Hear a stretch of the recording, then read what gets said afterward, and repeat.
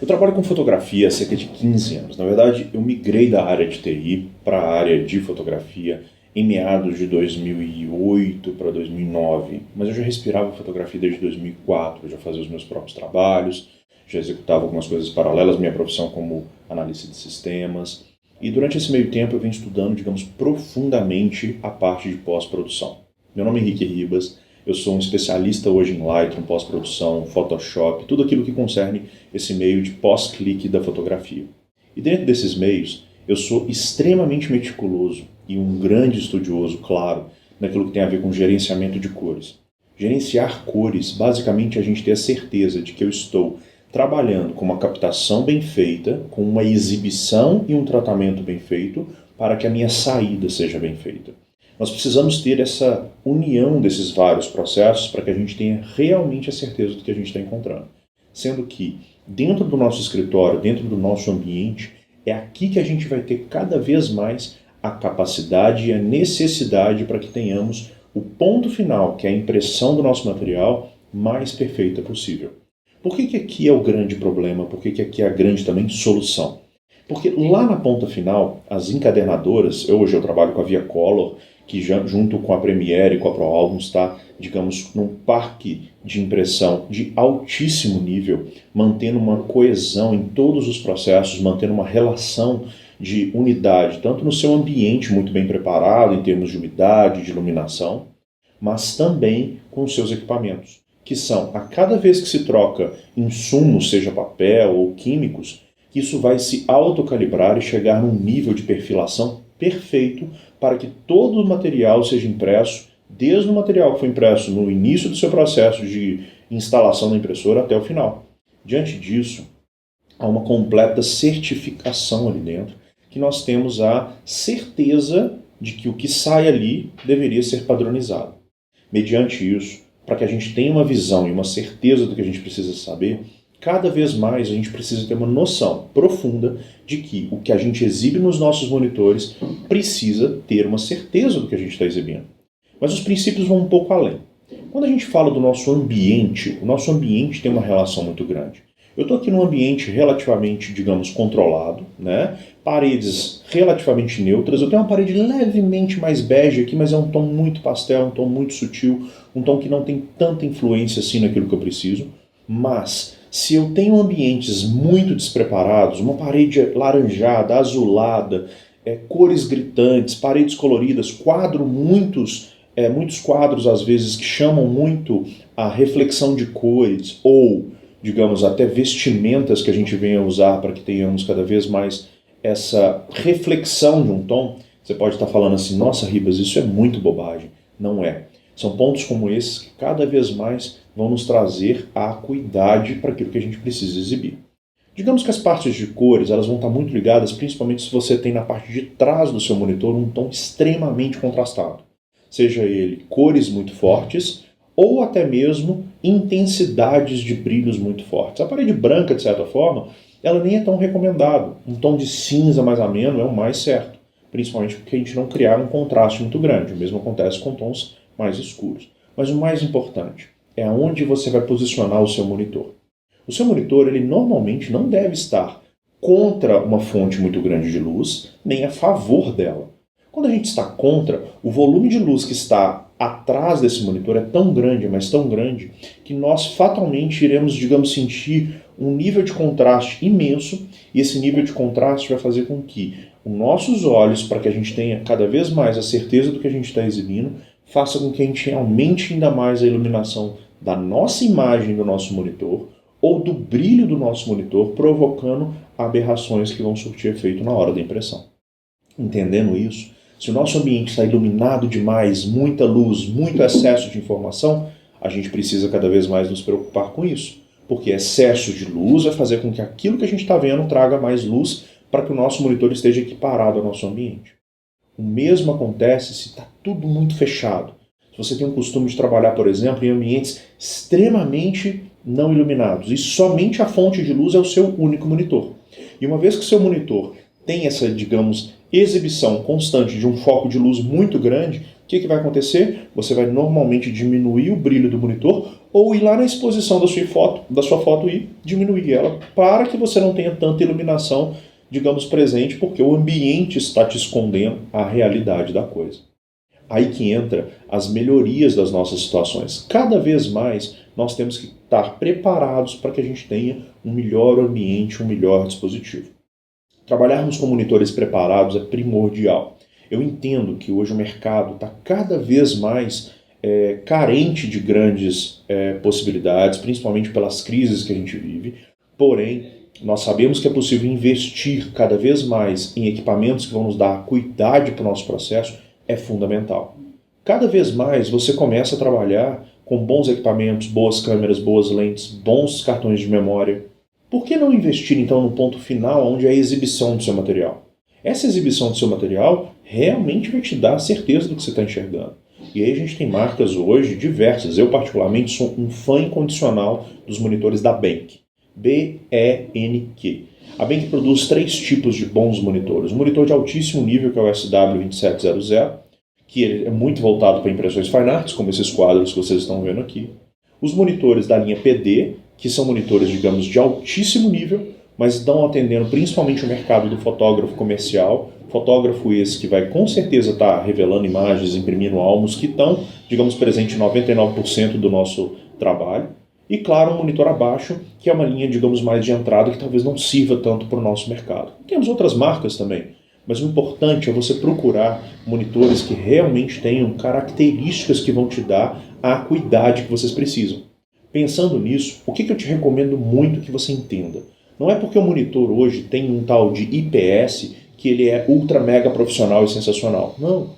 Hoje todas as televisões estão vindo como IPS. IPS é o fato de você conseguir ver em 178 graus, tanto na vertical quanto horizontal, e você não ter variação. Esse monitor aqui, por exemplo, olha, ele não é um dos melhores monitores do mundo, e ele faz uma coisa como os notebooks fazem, tá vendo? Olha, ele faz uma mudança no seu plano angular, e se ele não fosse IPS, eu estaria vendo variações de tons. Quem trabalha com notebook, principalmente em cima da mesa, está ali trabalhando, e o ângulo de visão dele é de cima para baixo, provavelmente ele está vendo um tom. Quando ele começa a recostar na mesa, ele vê outro tom, porque isso há uma variação.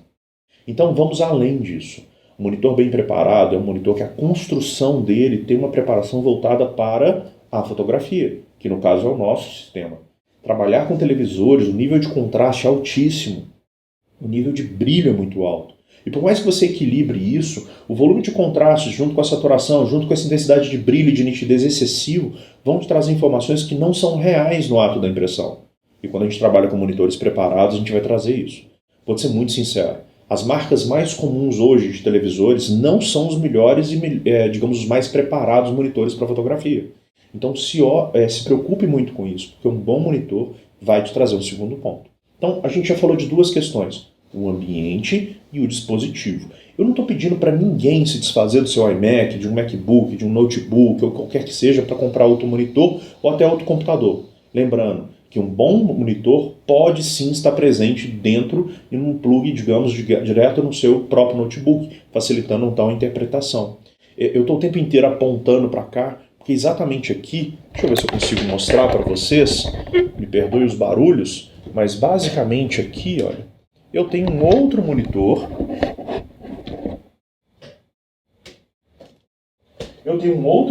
Esse aqui é da linha Benq, Benq, e é ele que eu tenho como meu monitor de melhor finalização. É através dele que eu tenho a certeza, do que eu vou entregar para o meu cliente. É através dele que eu tenho a finalização daquilo que eu às vezes estou vendo num para ver no outro, e é através dele que eu vou ter a acuidade final. Em grande parte do tempo eu trabalho com ele, em algumas horas eu trabalho só com esse, mas ele está plugado um no outro, são 2 interfaces em conjunto. Agora eu investi nesse ponto para exatamente ter certeza do que eu estou fazendo. Então a gente já falou de 2 pontos, monitores bem preparados e ambiente. Digamos que o ambiente é tão importante quanto o monitor, e eu te falo mais. Um bom ambiente dá acima do monitor, porque se você tiver um excelente monitor com um ambiente ainda despreparado, você com certeza não vai ter a informação visual do jeito que você precisa. Entendendo disso, nós temos que partir para um próximo ponto, que é o equilíbrio daquilo que você enxerga. E pensando no equilíbrio, muitas pessoas buscam, digamos, acessar, por exemplo, dentro do sistema de gerenciamento dos próprios computadores, dentro da seção de monitores, temos um sistema, por exemplo, de cores. E no sistema de cores, vocês vão ver que eu tenho como calibrar o meu monitor. E essa calibração, ele começa a te perguntar alguns detalhes do tipo assim, olha, agora que você está vendo essa informação, que você vai então ajustar o brilho, se tiver contraste, ajustar o contraste, se tiver outra informação, ajustar outra informação, e a partir disso, você vai dar prosseguimento àquilo que você está enxergando. Só que nós temos um problema. Aquilo que eu enxergo pode não ser exatamente aquilo que você enxerga. E principalmente não ser aquilo que a impressora interpreta. Por esse motivo, quando a gente está, digamos, lidando com essas falhas humanas, digamos que a gente em grande alto nível, o daltonismo, por exemplo, ou em baixo nível, às vezes pequenas variações, porque o ambiente está te proporcionando isso de uma maneira errada, nós temos que lidar com algo ainda mais técnico. Pensando na parte técnica, entramos com um negócio chamado de colorímetro. Ou, digamos, em alguns casos, espectrofotômetro. O colorímetro é mais famoso, é o famoso calibrador de monitores. Ele se assemelha a um mouse, né? E você abre ele, aqui dentro tem um olho digital, né? E esse olho digital, você vai estar, digamos, posicionando ele em cima da sua tela. Ele vai rodar um programa, esse programa vai exibir diversos tons de luzes e de cores, e a partir disso, ele vai estar comparando com uma tabela normatizada. Essa tabela vai estar em, digamos, equilíbrio perfeito com a mesma tabela que, por exemplo, a ViaColor, a ProAlmus e a Premiere utilizam. E a partir desse momento, uma certeza que ele está comparando um ponto de luz e de cor com algo que vai ser impresso, nós temos a imensa, digamos assim, a quase 100%. Eu falo quase porque diante das variações dos monitores pode ser que a gente tenha pequenos ajustes, mas a imensa certeza de que aquilo que eu vejo vai estar praticamente certo com a relação à impressão. E aí a gente une os três grandes pontos. O nosso ambiente preparado, um bom monitor, um monitor equilibrado. E aí o que eu exibo vai estar em muita congruência com aquilo que eu estou imprimindo. Se você quer fazer um teste, então, é muito importante que junto à encadernadora você entre em contato e busque o que a gente chama de target, que é isso aqui, olha. A ViaColor, no setor de downloads, por exemplo, viacolor.com.br/downloads, você tem essa tela e aqui você tem como baixar, olha, o que a gente chama de target, que é o comparativo de imagem do monitor. Tá? Eu vou baixar ele aqui, ele vai fazer um simples download, e esse download é essa imagem que possui vários tons, várias características, várias intensidades de luz e tons saturados ou menos saturados de cor. E você pode solicitar e deve solicitar isso ao seu encadernador. A ViaColor já me enviou N desses aqui para poder, às vezes, comparar com outros monitores, seja meu ou de outros clientes, no qual eu estou verificando a certeza de um papel impresso com aquilo que está chegando em relação aos seus tons. Como eu disse, nós estamos lidando com dispositivos que se assemelham em quase 100%. Pequenas variações podem acontecer. Porém, nesses pontos importantes, a gente vai estar quase, digamos, 100% pronto, e isso é muito importante para que a gente tenha um equilíbrio perfeito. Outra coisa importante, muitas pessoas querem simplesmente acessar isso aqui e, com base nisso, fazer um equilíbrio do brilho, do tom, de cor, de saturação, do contraste do seu monitor. Digamos que é uma alternativa à compra de um colorímetro, que com certeza tem um custo que não é tão barato, assim como um bom monitor, mas isso aqui é uma alternativa, digamos, paliativa, é um tom, digamos, como é que eu te digo, arcaico, mais caseiro e menos custoso, porém não é tão perfeito, mas pode te dar um bom resultado. Então, se você quer uma sugestão agora imediata, já entre em contato com a ViaColor, com a Premiere, com a ProAlmus e peça o seu target, receba em casa, você que é cliente, receba em casa e faça uma comparação. Você vai perceber exatamente o que está acontecendo com relação às suas estruturas. Lembrando que certos tipos de papéis podem sofrer algumas variações. Os papéis laminados, os papéis com certo, digamos assim, película por cima que é aplicado, ele pode sofrer uma pequena intensidade de contraste, de saturação, que vai diferir um pouquinho da sua estrutura. Então a gente já tem agora um terceiro ponto finalizado, que é a questão da calibração. Eu recomendo muito uma loja em São Paulo, chamada de Corallis, www.corallis.com.br. Foi lá mesmo que eu comprei meu Spider. O Spider normalmente tem 2 ou 3 modelos, eu sei que tem o Elite e o Pro. O Elite é o mais alto nível e o Pro está logo abaixo. A diferença dos dois é que o Elite calibra projetores e o Pro só vai até monitores, tá? Uma sugestão é, às vezes, um grupo de pessoas, amigos próximos, fazer uma junção, comprar em conjunto e estar navegando esse colorímetro em conjunto. Por quê? Uma vez que você calibra, não é de semana em semana que você vai precisar recalibrar, mas às vezes, dependendo da qualidade do seu monitor, de mês em mês você vai precisar. E isso tudo precisa ser muito bem trabalhado. Outro ponto importante é o seguinte, vocês vão reparar que a minha tela, deixa eu fechar aqui as nossas informações, a minha tela, ela está totalmente cinza. Tem um pequeno ninja aqui, que é do meu treinamento, Lightroom Ninja, mas ela está totalmente neutra. Isso por quê? Dica ninja. Protetor de tela, fundo de tela, não é porta-retrato. É um local para você equilibrar e ter cada vez menos processamento com base naquilo que vocês estão executando. E a partir disso, se você já tem seu ambiente preparado e neutralizado, você não vai ter invasões de cores com base nessa estrutura para não te confundir em algumas questões. Quer um exemplo simples disso? Se eu abrir o meu Lightroom aqui, vocês vão reparar que o meu Lightroom, ele por algum motivo, ele é neutro. Por algum motivo, ele é cinza. E sendo cinza, eu tenho exatamente a certeza de que aquilo que eu estou enxergando não tem invasão com relação a toda a estrutura de que eu deveria trabalhar. Outra questão importantíssima relacionada com o Lightroom. No ato da sua exportação, muitas pessoas se confundem com o espaço de cor no qual vão informar. E algumas pessoas erroneamente informam, quanto mais, melhor. E não. Hoje, cada vez mais as pessoas estão preocupando com a parte de celulares e tudo mais e esquecem que a impressão é a base final. Porque a base final de um monitor pode ser comparada com o de outro, que pode ser comparada com a impressão. Já um celular, esse aqui é um Samsung, digamos que dificilmente ele vai ter uma tela parecida com um Samsung de modelo abaixo. Mais difícil ainda com o iPhone. E eu já comparei um iPhone 5 com 6, com 7, com 8, com X, e são diferentes as telas. Então não tente equilibrar o mundo digital, pessoal, mobile, porque você não vai conseguir. Você pode chegar próximo. Mas isso aqui, você equilibrando um bom monitor, você vai chegar lá. Agora, falando de espaços de cores, você vai perceber que eu tenho 4 espaços aqui bem disponíveis. sRGB, P3, Adobe e Profoto. Vamos do maior para o menor. Quando eu falo de Profoto, eu estou falando como se fosse assim, ou melhor, como eu falo de espaços de cor, eu estou lidando como se fosse com caixinhas de lápis de cor. Quanto maior a caixinha, mais nuances eu tenho, ou seja, a caixinha de 12, de 24, de 48, de cento e tanto, e tem aquela de 2 andares, todas têm vermelho, amarelo, verde, azul, etc. Mas entre um tom e outro, eu tenho N tons, que quanto maior a caixinha, mais essa variação vai acontecer. E diante disso, quando eu penso nessa estrutura, o Profoto é o que tem mais abrangência, se assemelha muito ao que a gente enxerga, mas nós não temos dispositivos hoje liberados, prontos para que a gente possa imprimir ou exibir esse volume de cores. Ele é muito usado para reter informação e, caso necessário, a gente faz algum ajuste no futuro.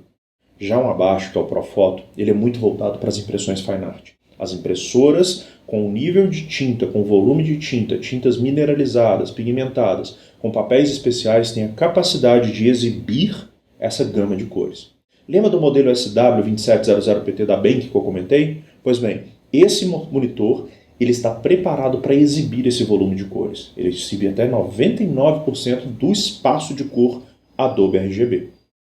Os monitores mais abaixo, como o PD, por exemplo, ele já está com um nível acima, ele exibe até 75% desse espaço. Mas uma coisa importante, ele exibe 100% do sRGB. E isso é muito importante porque, como eu disse, um fotógrafo comercial hoje, ele está muito ligado à revelação fotográfica, impressão de álbuns e exibição nos computadores.